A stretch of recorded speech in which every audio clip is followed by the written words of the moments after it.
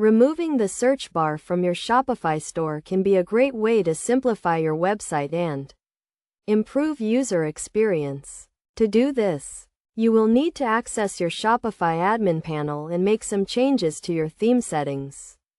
First, log into your Shopify admin panel and navigate to the online store section. From there, click on the Actions drop-down next to your current theme and select Edit Code. This will take you to the code editor where you can make changes to your theme. In the code editor, you will need to locate the search bar code. This is usually found in the header or layout section of your theme.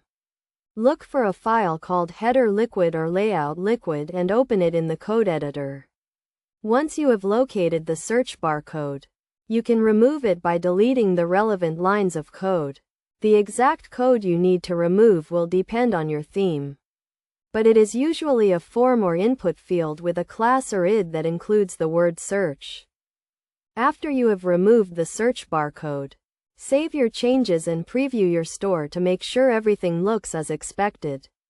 If you are not comfortable editing code, you can also consider using a theme that does not include a search bar or hiring a developer to make the changes for you.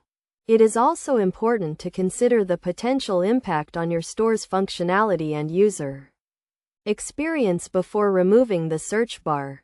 If your store has a large number of products, a search bar can be an important tool for customers to find what they are looking for. In conclusion, removing the search bar from your Shopify store can be a great way to simplify your website, but it is essential to consider the potential impact on your store's functionality and user experience. By following these steps and considering your options carefully, you can make an informed decision about whether or not to remove the search bar from your Shopify store.